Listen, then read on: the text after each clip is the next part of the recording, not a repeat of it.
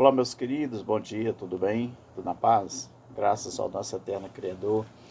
Meus queridos, ainda é madrugada, mas eu quero aqui deixar uma reflexão muito importante.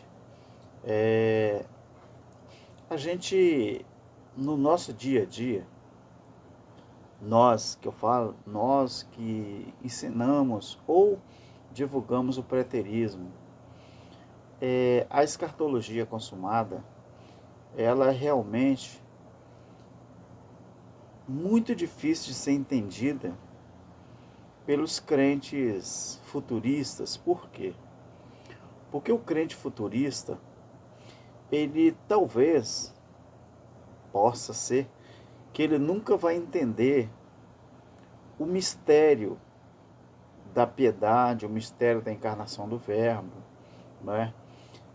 A questão da escatologia consumada, ela nos aparelha justamente para nos ensinar o porquê que Jesus, não é? Ele, como era o próprio Criador se fez carne e habitou entre nós.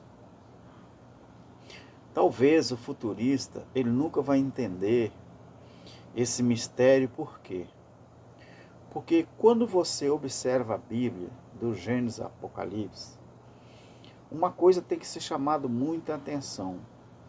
O porquê que Jesus falou que ele veio somente para as ovelhas perdidas da casa de Israel, o porquê que ele falou que a grande tribulação seria especificamente para os judeus, ou seja, o país de Israel. Por que que o próprio apóstolo Paulo disse a Pedro que não era para Pedro impor o costume dos judeus nos gentios, porque os gentios nada tinha a ver com o judaísmo, nada tinha a ver com a dívida que tinha que ser paga, nada tinha a ver com as promessas, não é, do Antigo Testamento para os gentios, nada tinha a ver. Às vezes eu converso com pessoas que são futuristas, pessoas que estão na religião, e tento fazer ele entender, mesmo mostrando na Bíblia, que o que está na Bíblia é que tem que ser respeitado. O que está na Bíblia é que tem que ser acreditado. Por que que eu falo que talvez eles nunca vão entender? Porque na religião, quando se cria uma religião, registra em cartório, aquilo ali não significa que aquela instituição vai pregar para salvar pessoas. Aquilo ali significa que é mais um ponto de arrecadação de dinheiro. Ou seja, se as pessoas começassem a entender que igreja, ela teve o seu período quando na formação que Jesus chamou os discípulos, depois os apóstolos, e a igreja, ela passou a ser reconhecida como igreja, mas não instituição, e sim pessoas que se reuniam como igreja. Para você ter uma ideia, quando o John Lennon, ele escreveu a música Imagine, ou Imagine, ele colocou em algumas frases, interrogando: imagine um mundo sem religião, imagine um mundo sem inferno, imagine um mundo sem ira, sem contenda, sem ódio. Imagine um mundo onde as pessoas pudessem viver em paz, onde não tivesse interferência, né, do sistema. E, por bem da verdade, ele estava correto quando ele escreveu. Por quê? Porque eu fui ensinado desde criança no sistema religioso que as músicas dos Beatles eram malignas, eram música que não deveria ser ouvida, como outras músicas, né, de vários cantores nacionais e internacionais. Eu sempre gostei de ouvir vários tipos de música. Eu cresci assim, porque meu pai levantava toda madrugada para ir trabalhar, né? Meu pai trabalhou muito tempo na Queiroz Galvão, né?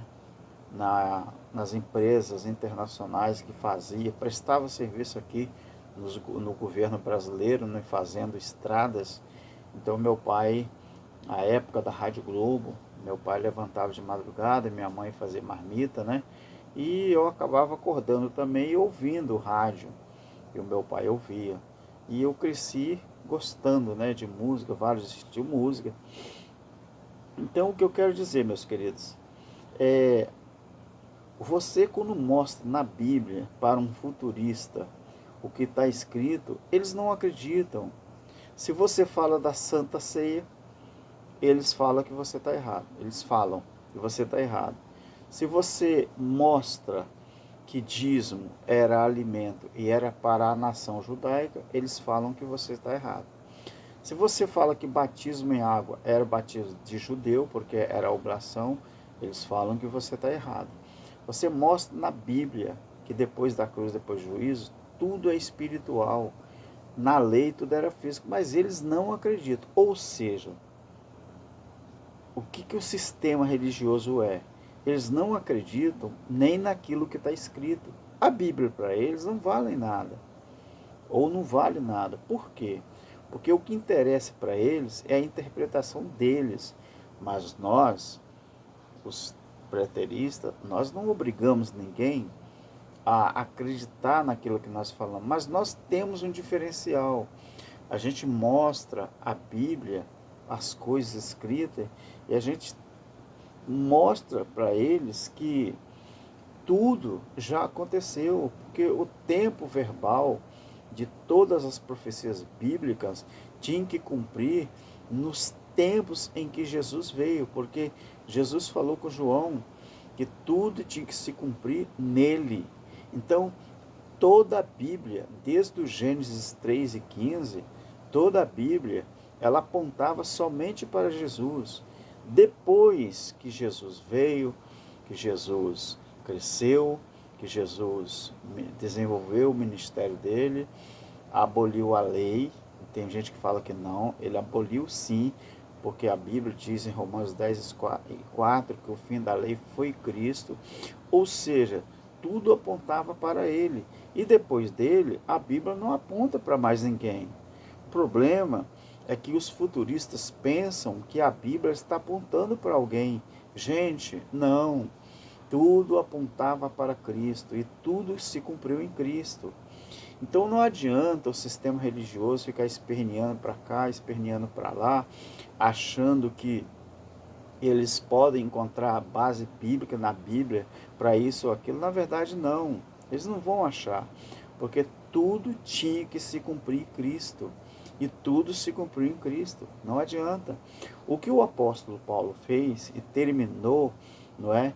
Era a incumbência de pregar o evangelho da graça, o evangelho da incircuncisão, fazendo de gregos, judeus, gentios, tudo um só povo.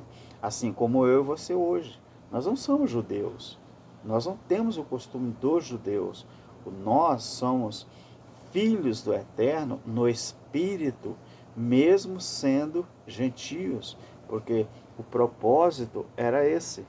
Então, a minha geração vai passar, a geração dos irmãos preteristas vai passar, vai vir outras gerações, e eu e você, nós não sabemos até quando isso vai, porque nós não vamos estar mais aqui. Mas o importante não é isso não. Sabe o que é importante, meus queridos? O importante é nós sabermos que o nosso papel nós fizemos. Agora, Eclesiastes 1:4 diz que uma geração vai, outra vem. A terra vai continuar para sempre. E é isso aí. Então, o importante é nós fazermos a nossa parte. Não querer que alguém, né, mude o seu raciocínio porque nós estamos querendo que ele mude. Não. Se ele estudar a Bíblia da maneira que deve estudar e entender da maneira que deve ser entendido, amém para ele. Que esse entendimento possa vir para ele do jeito que veio para nós. Não é, meus queridos? Então, graça e paz, ou graça eterna, Fique com Deus. Amém.